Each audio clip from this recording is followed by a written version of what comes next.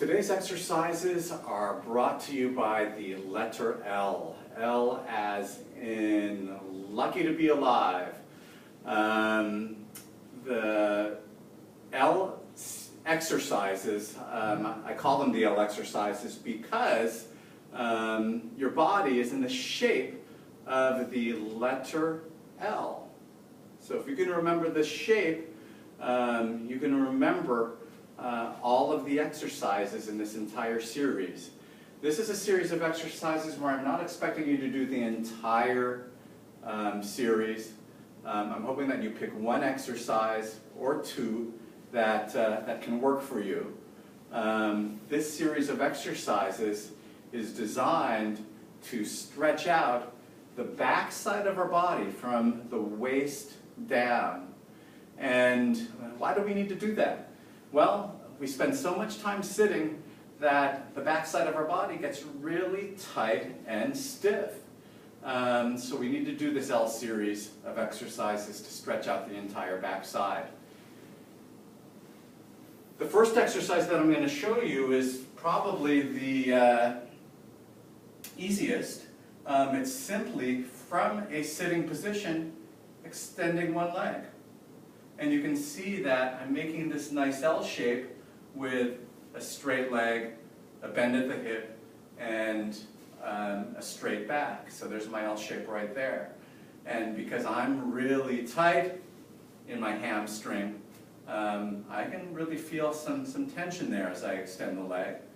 And if I stay in this position long enough, I can create some length in that short and tight hamstring muscle. Let's try the other side. There's a couple of ways to do this. I can just extend the leg and hold this position for 4 or 5 breaths. 2 or 3 more slow and steady breaths.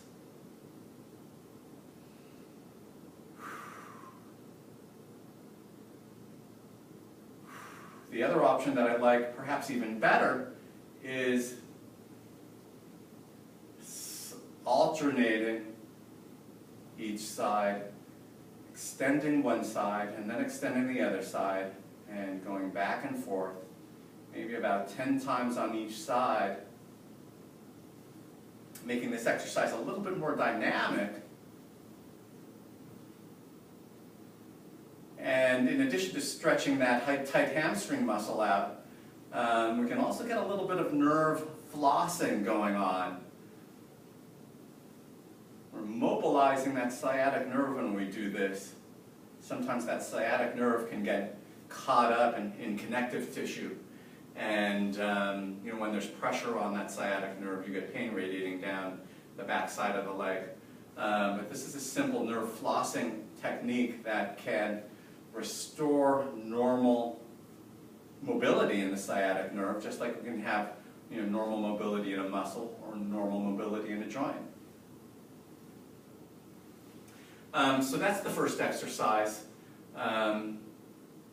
Simple enough to understand, but there are other variations of stretching out the backside of our body that I want you to be aware of. This next version is my favorite version, actually. So if you do just a single exercise in this series and you do this exercise, then I think you're doing yourself a big favor. I'm holding on to something for this modified down dog position. This is another classic yoga pose that we've modified for this class.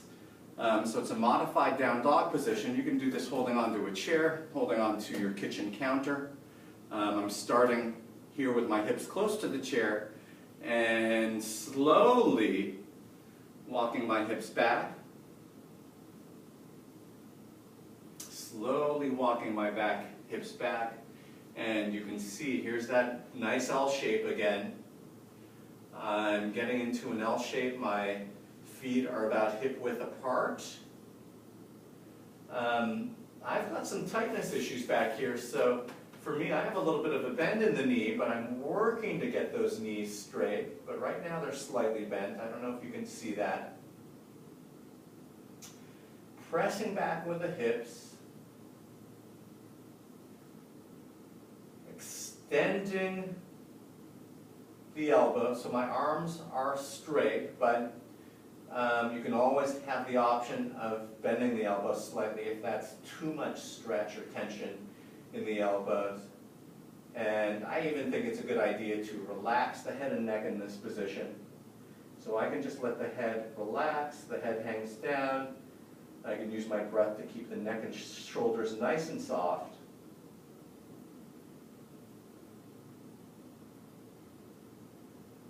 Really opening up my shoulders while I stretch out the back side of the body. That's why I like this one. And I'm also stretching and flattening the upper back.